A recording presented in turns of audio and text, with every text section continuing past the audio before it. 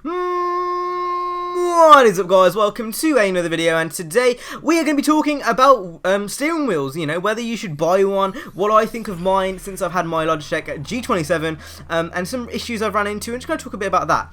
I do want to know, I do have a really sore throat today.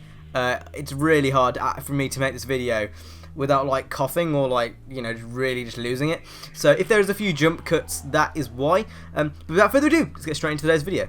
Okay, so for those who don't know, I did get my Logitech G27 about a month ago, and I've been playing with it ever since, pretty much non-stop, and I've kind of learnt, you know, what the good and bad things are about it. I've used it on some Initial D videos, Euro Truck videos, and a few other things, but I've had it for about a month now, and I think I'm ready to give, you know, some first impressions, not final impressions, because I've still got a lot of time to use the wheel before I give my final impressions, but these are some first impressions. So, what do I think of the wheel itself? Now, the G27 more specifically, I'm going to be talking about wheels generally, but the G27 specifically, it's a really good all-round solid package.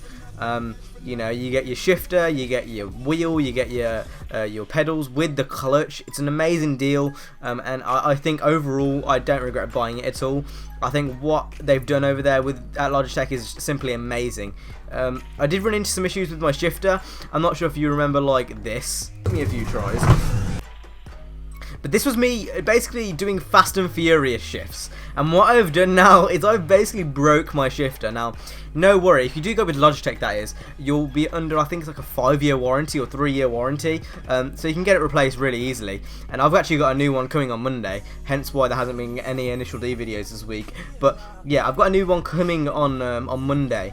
And I think that's something I really underestimated about the build quality of the G27. Now, the wheel in itself, it's fine. You can literally throw that against a wall and it's not going to be phased. Even with my shifter, I dropped that a few times before it actually broke. Now, I'm not sure whether it was just a faulty model or what it was, but when I did eventually break it, I was shifting pretty hard. You know, like I was pushing that shit to its limits. Like I was full on banging it.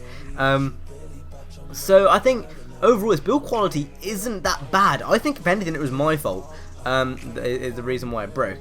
And I think overall with the G27 more specifically, it's a great overall package with, you know, it is good build quality.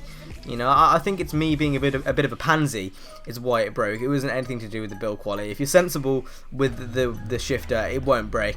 So basically, if you don't do Fast and Furious shifts, you're going to be 100% fine. But yeah, I think that was one big thing I ran into, was obviously the shifter issue, which I had like last week. But besides that, there hasn't been any issues. And even after my shifter's broken, the H shifter, I can still use my flappy paddles, so I'm still able to play games like Gran Turismo and all those other type of games pretty easily. It's not exactly any hassle, so I can still play all my games, you know, without any hassle, even when the shifter's broken, which really helps actually. For me personally, I kind of bought the wheel for Gran Turismo and for Initial D, as you've seen on the channel.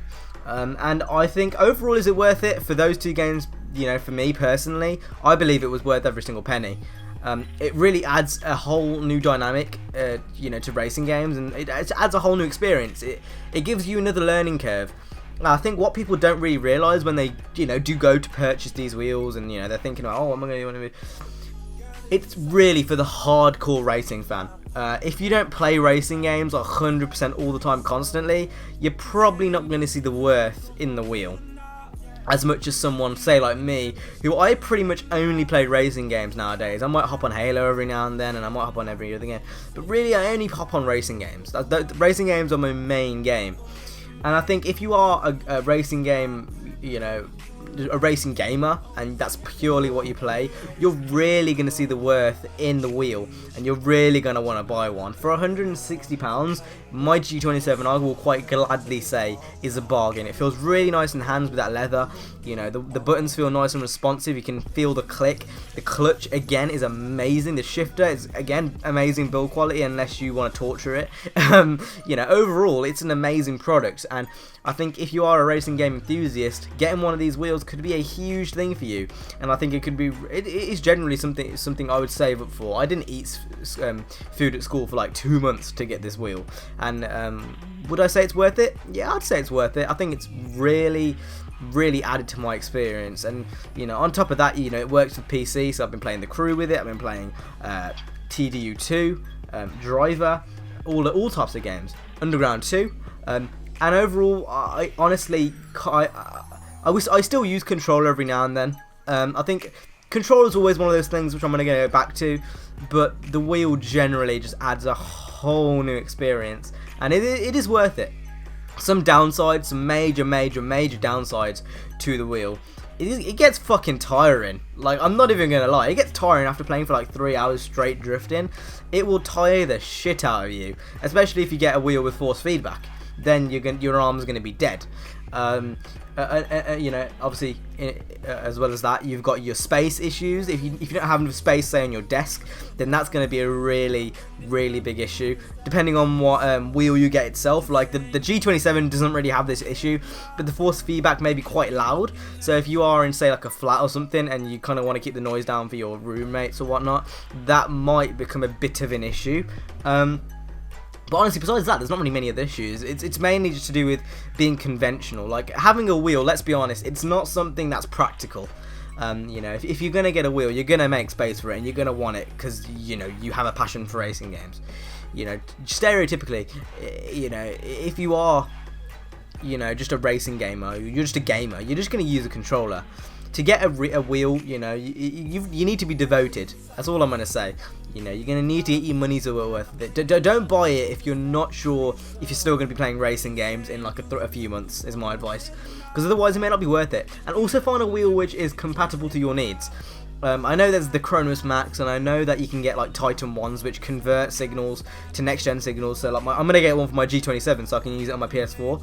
But really look into that. You know, look into what wheel you want. For me personally, the G27 was that all-round option, and that's why I went with that. But really look into what you want to get from your wheel and what you are using it for. You know, because different wheels come with different advantages, and I feel like, you know, my G27 really does suit my personal needs.